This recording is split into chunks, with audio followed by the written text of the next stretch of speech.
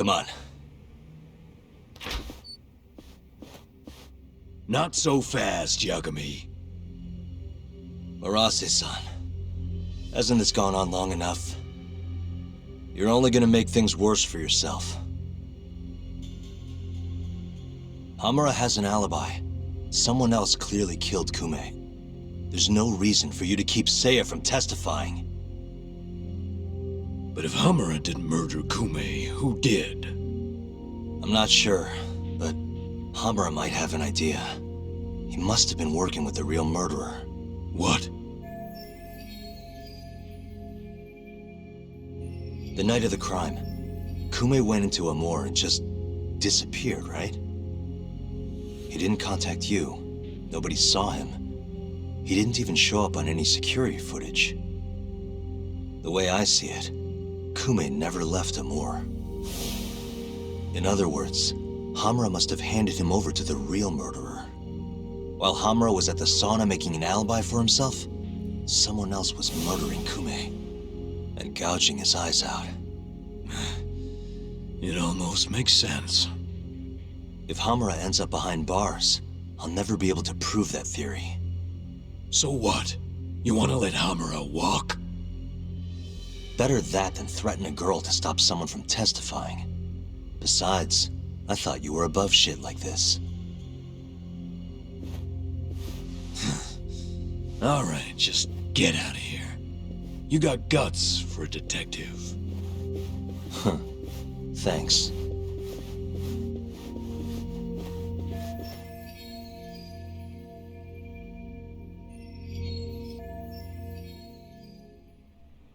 Hamura-san is the one punching me in this video. The same man standing here today. I remember now. There's no doubt in my mind. So, you retract your earlier statement?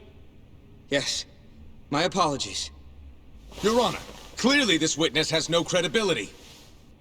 How does the defense respond? I admit, the witness was shaken up before. But I believe that's a perfectly understandable response. This is his first time in court, after all.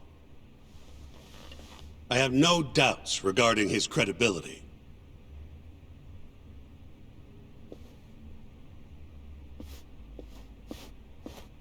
This Stardust establishment. It's a host club, yes?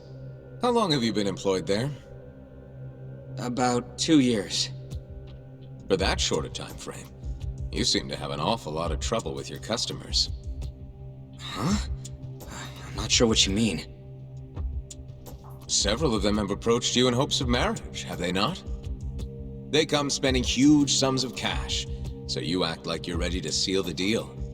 You say whatever it takes to make them happy in the moment, but your story changes once things start to get real. 5 women have filed reports with the Consumer Affairs Bureau, and those are just the ones who have stepped forward. Can we really trust the words of such a manipulative man? With these character traits in mind, I sincerely doubt the credibility of the witness's testimony. And if the witness is indeed lying, the defendant's alibi is invalid. That is all. How does the defense respond?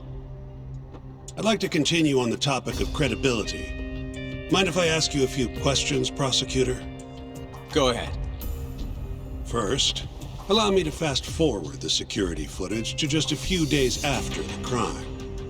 Oddly enough, we'll be looking at the exact day the prosecution filed their suit.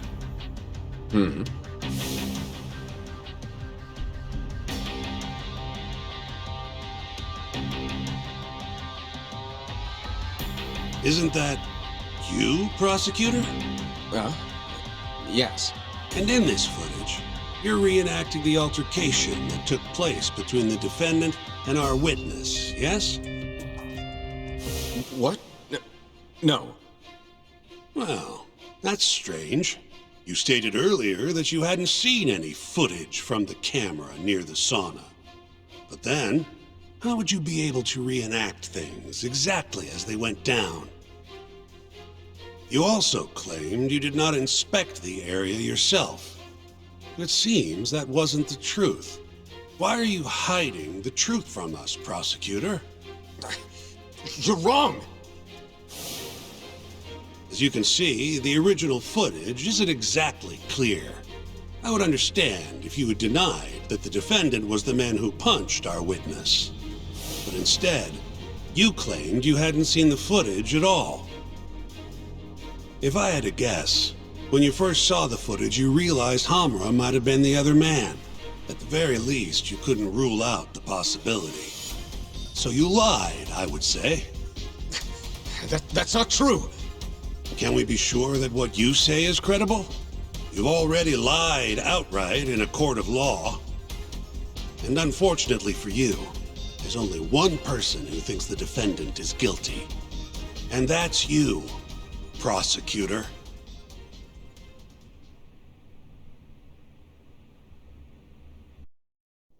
The night Kume got murdered, Hamura was holed up in Sauna Go 10 till morning. The footage from the security camera, Hamura's alibi, Seiya's testimony, it all lined up. With a story that airtight, there's no chance he could have killed Kume. We find the defendant, Kyohei Hamura, innocent. I will now clarify the reasoning behind this decision. Defendant, please be seated. The judge was right. Hamura definitely didn't kill Kume. But he had to have been involved. Meanwhile, the real killer is still out there, hiding in the shadows of Kamurocho, murdering Yakuza, gouging their eyes out, retreating into his den. So, I've given him a name. The Mole. A lawyer's job is done once he proves the defendant innocent. But me? I'm not a lawyer. Not anymore. Meaning my search for the truth only ends when I say it does. My office might be small, but that doesn't mean I don't have a reputation to uphold. In other words, I'll do whatever it takes to bring Hamura and the Mole down.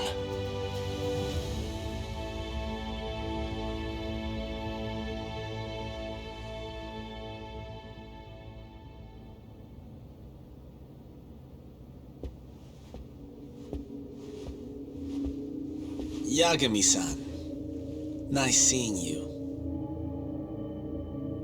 Gorgeous day. How's the detective business been treating you lately? Yeah, I knew you'd show up here, Hattori.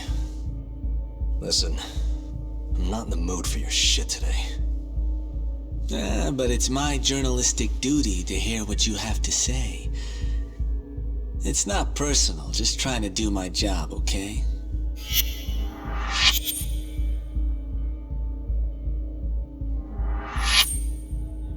Well, I've already seen what your so-called job produces.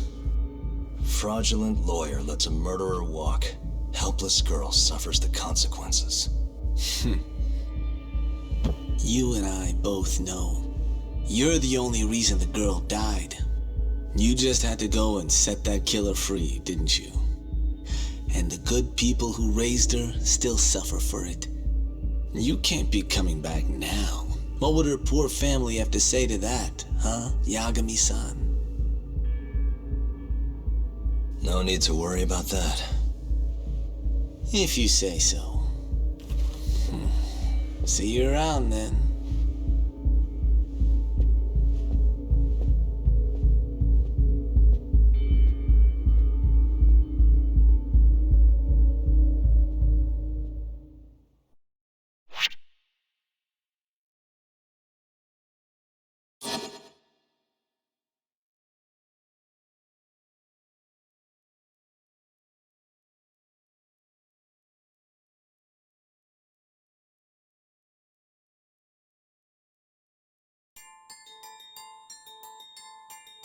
The year is 2018.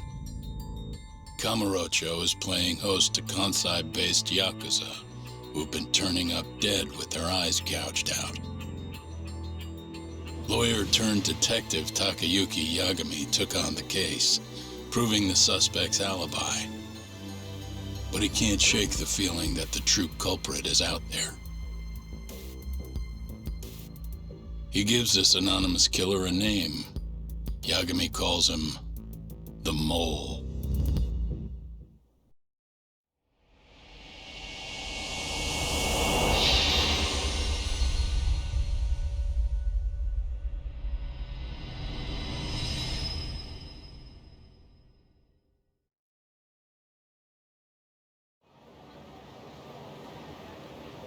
Three bodies have turned up in Kamurocho, each of them missing both eyes. Everyone a Kyorei man. Kume's the most recent. And the guy who killed him all was your mole, huh? Yep. Got Kume hand-delivered to him by Hamura.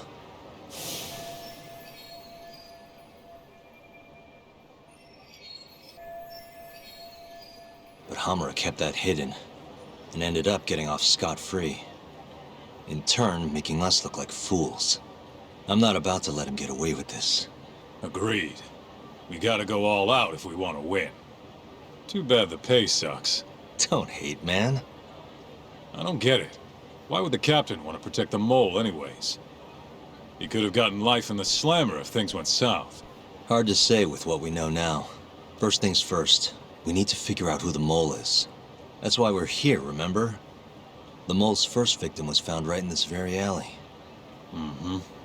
Happened back in August. Kenkichi Mashiba, a Kyorei guy, 27. Pretty small time. Even lower rank than Kume. Body got reported in the morning. Eyes gouged clean out of his skull.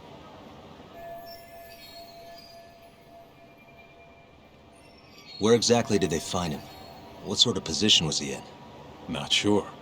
Cops don't really publish those kinds of details. Well, guess we'll have to do one better then. Hold up a sec. The cops already did their whole song and dance searching for the mole. But they couldn't turn up a damn thing. Why do you think we can do any better?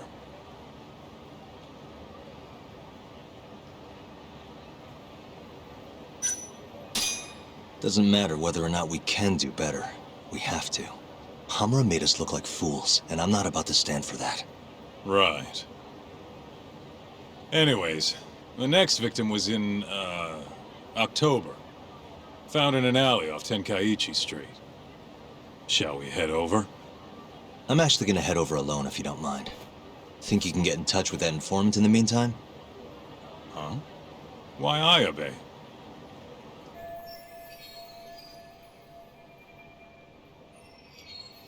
Didn't you say something about him selling police info? If he's got info on the mole, we need it. Yep, I can ask. Thanks.